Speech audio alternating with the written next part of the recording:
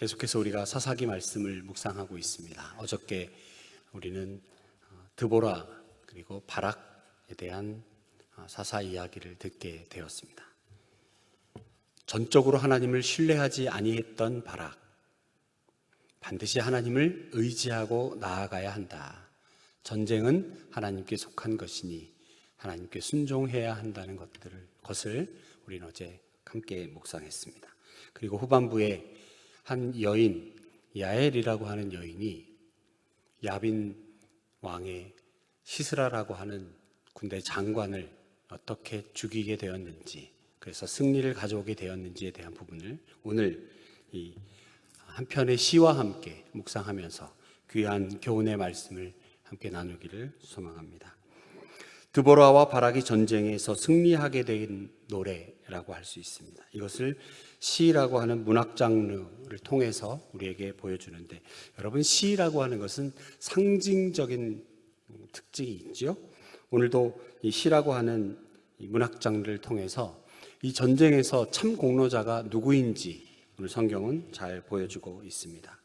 도와줄 것이다, 도와줄 수밖에 없다 생각했던 이스라엘의 여러 지파들은 강 건너 불구경하고 오직 스불론과 납달리 지파만이 이들을 도왔습니다.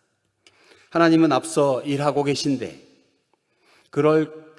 하나님은 반드시 앞서 일하신다라고 하는 사사의 선언이 있었음에도 불구하고 하나님을 도운 자는 믿었던 이스라엘 민족의 형제 지파들이 아니라 야빈의 군대 장관 시스라, 그가 자기의 아군이라고 생각했던 한 여인 야엘이었다라고 하는 것을 오늘 본문의 시는 노래하고 있습니다.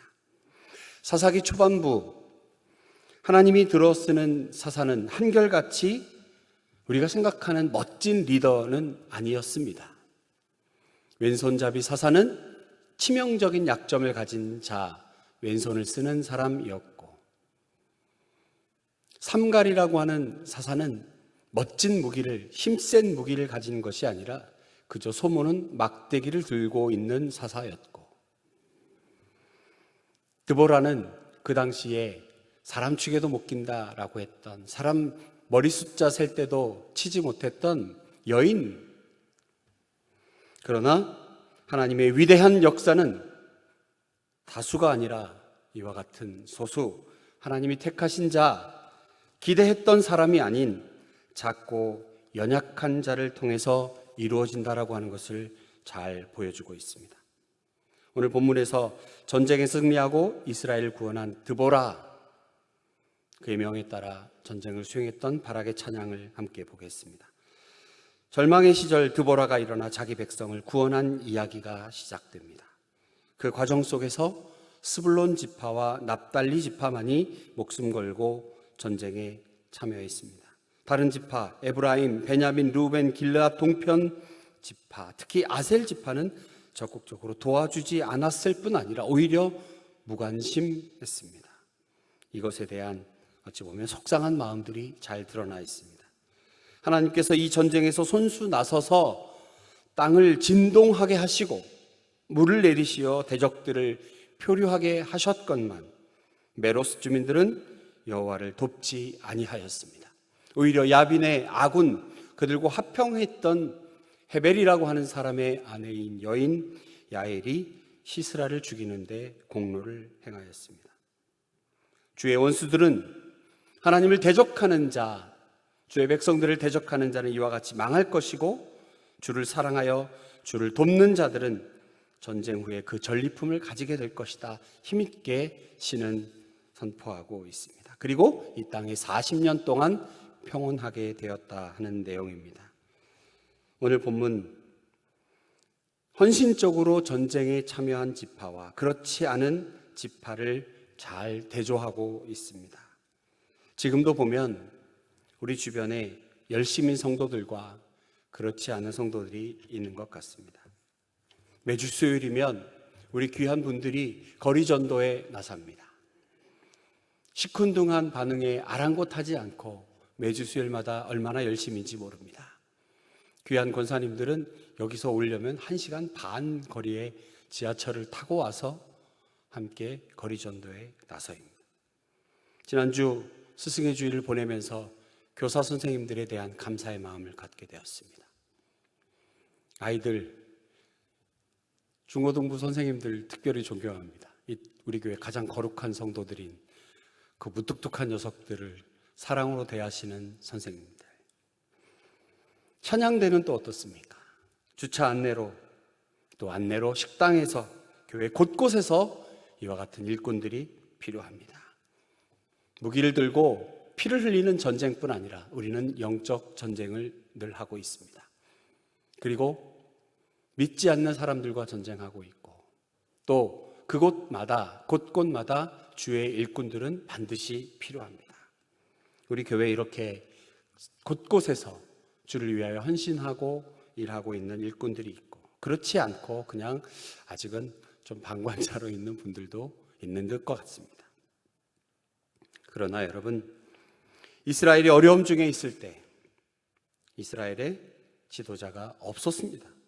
이스라엘에 4만 명의 병사가 있었지만 이들은 전투할 의지가 없었습니다. 그때 드보라가 일어났습니다. 누군가 드보라를 깨웠습니다. 그리고 드보라는 사람들을 독려하여 일으켜 세웠지만 오직 스불론과 납달리만이 목숨을 걸었고, 다른 지파들은 의지가 없고 남의 일 보듯 하였습니다.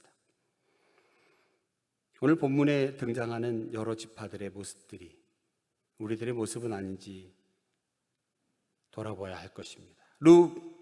루벤, 그들은 양의 무리 가운데 앉아서 목자의 피리를 즐기고 있었습니다. 에브라임은 기대할 것도 없습니다. 단은 배에 머물러 있었습니다. 아셀은 해변에 앉아 자기 항만에 그저 거주하고만 있고 드보라를 돕지 않았습니다. 요단 동편 길르앗은 강 건너 불구경하듯 했습니다. 베냐민 지파도 일부만 도울 뿐이었습니다. 이처럼 오늘 본문의 드보락과 바락의 노래 속에는 납달리 스불론 지파 외에는 다른 지파들이 적극적으로 돕지 않는 것에 대한 아쉬움과 원망이 담겨져 있습니다. 왜 이들은 돕지 않았을까? 혹시 사사 드보라가 여자라서 그런 건 아닌가? 아니면 눈에 보이지 않는 하나님의 명령, 그것보다는 눈에 보이는 무엇인가가 필요했던 겁니까? 그들은 왜 돕지 않았습니까? 오늘 본문에서 귀한 교훈 두 번째는, 하나님이 전쟁을 도왔음에도 불구하고 돕지 않았던 사람들과 도와준 사람들을 비교하면서 성경은 하나님이 손수 이 전쟁을 주관하고 돕고 있다라고 기록하고 있습니다. 하나님께서 친히 전쟁을 주관하고 계신다. 모든 전쟁은 하나님이 일하신다. 앞서 말씀드린 것처럼 연약한 자를 들어 사사로 세우신 것, 소모는 막대기로 어떻게 수많은 사람들을 이깁니까? 이것은 하나님이 하신다라고 하는 것이지요.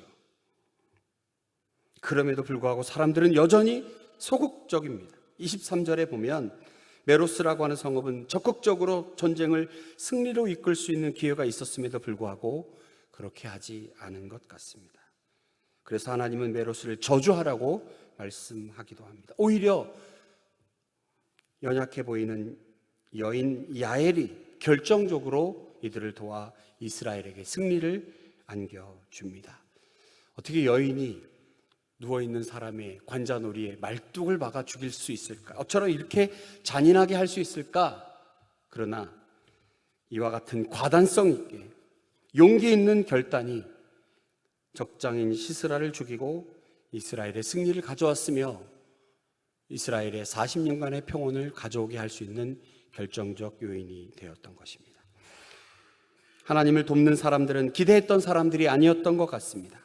강한 자들, 다수의 무리들이 아닌 것 같습니다. 그들은 오히려 하나님의 일하심에 협조하지 않고 모르는 척 했을 수 있습니다. 오히려 아무런 능력도 없어 보이던 한 여인의 재치와 과단성과 용기가 그들을 도와 승리로 이끄는 결정적인 계기가 되었던 것입니다. 그래서입니까? 성경에 보면 강하고 부한 자, 그들보다는 존재감이 없는, 그리고 연약한 자,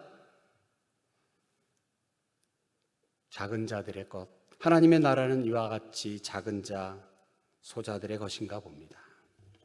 여러분, 그렇게 적극적으로 주의 일을 도와 힘을 다해 헌신한 자들과 수수방관하던 자들, 그들 가운데에 누가 영광을 얻었습니까? 그리고 그 영광의 최종 목적지, 결과는 어떠한 것입니까? 우리 함께 31절의 말씀을 읽도록 하겠습니다. 5장 31절입니다. 여호와여, 주의 원수들은 다 이와 같이 망하게 하시고 주를 사랑하는 자들은 해가 힘있게 도둠같게 하시옵소서 하니라. 그 땅이 40년 동안 평온하였더라. 여러분, 우리가 반드시 믿음을 가지고 이 일을 바라보아야 합니다. 원수들은 이와 같이 다 망합니다. 망하게 하십니다. 반면에 하나님을 사랑하여 주를 위해 헌신한 자들, 그들 아침 해가 힘있게 도둠같이 하나님께서 하실 것입니다. 이것은 우리의 믿음입니다. 먹고 살기 바쁘고 해야 할 일이 있고 마음이 움직여지지 않는다 하여 순종하지 않으면 루벤, 길르앗, 단, 아셀처럼 수치를 당할 것입니다. 하나님의 구원을 맛보지 못하고 오히려 책망을 받게 될 것입니다. 오늘 본문을 읽으면서 그런 생각이 계속 듭니다. 사사, 아직 국가의 조직과 사회적인 조직이, 행정 조직이 완비되지 않은 고대 시대에 사사라고 하는 직함은 명예직도 아니고 이거는 그냥 무보수 헌신직일 것 같은데, 누구도 막 되려 하는, 나는 사사가 꼭 되어야겠다, 이런 마음은 갖지 않았을 수도 있겠다라는 생각이 듭니다. 여인의 몸으로 적들과 싸워야 하고 수시로 마음이 변하는 백성들의 마음을 다스려야 하고, 그리고 누군가 한 사람은 처벌을 받아야 하는, 재판에 임해야 하는 사사라고 하는 직, 그것은 어찌 보면 생명을 거는 일이었을 것입니다. 여인 드보라는, 이 드보라의 헌신은 구원받은 백성들을 그들에게 이스라엘의 어머니라고 하는 호칭을 가지게 하는, 드보라에게 이스라엘 백성들은 이스라엘의 어머니라고 하는 호칭을 주며 존경과 경의를 주게 되었을 것 같습니다. 오늘 본문에서 어느 누구에게도 구원자라는 칭호는 오직 하나님께만 붙일 수 있다. 하나님을 찬양한다. 그것은 본질적으로 그분의 주권을 인정하고 순종하겠습니다 라고 하는 다짐을 의미하는 것입니다. 오늘 본문의 시를 우리 함께 두 가지로 정리해 봅니다. 세상 모든 사람들에게 하나님의 주권을 인정하는 자리로 오늘 본문은 우리를 초대하고 있습니다. 억압당하고 있는 이스라엘 백성들 편에서 전쟁에 참여하는 창조주 하나님께서는 단순히 가나안 땅 그 왕 야빈과 군대 장관 시스라를 대항하는 것에 머물지 않고 승리를 보여주심으로, 완벽한 승리를 주심으로 창조부터 현재까지 온 인류에게 대한 하나님의 구원 역사를 나타내고 있습니다. 여러분, 무엇이 두려우십니까? 하나님이 함께 하시면 하나님을 대적하고 당신의 귀한 자녀들을 억압하고 힘들게 하는, 억울하게 하는 일들, 그 가운데 정의와 공의의 하나님께서 반드시 심판하신다, 전쟁에서 승리하신다, 주의 말씀에 순종한 우리에게 하나님이 반드시 승리를 주신다라는 믿음 갖는 이 귀한 아침 되기 원합니다. 두 번째로, 드보라가 여인의 몸임에도 하나님께 자신을 드림으로 이스라엘을 구원하는 사사가 된 것처럼 우리의 인생을 하나님께 드릴 때 비로소 구원을 그려내는 사람이 될 수 있습니다. 교회 곳곳에서 또 주의 일을 위하여, 이 나라 이 민족을 위하여 우리는 할 일이 있습니다. 우리에게 사명이 있습니다. 내가 비록 작고 내가 가진 재능이 부족하다 하더라도 하나님께서 주신 귀한 사명, 이 사명 붙들고 주를 위하여 헌신하기를 다짐하는 이 아침 되기를 또한 축원합니다. 주의 원수들은 반드시 망합니다. 그리고 주를 사랑하는 자, 하나님께 순종하는 자, 그는 힘차게 떠오르는 해처럼 될 것입니다. 그리고 오늘 아침 우리가 찬양했던 것처럼 기쁨과 평안 가운데 주의 승리를 노래하는 우리가 될 것입니다. 그리고 너무나 감사하게도 그 땅에는 40년 동안 전쟁이 없는 평온을 주신 것처럼 우리 삶에 주께서 주시는 참된 평화가 넘쳐나기를 축원합니다. 전능하신 아버지 하나님,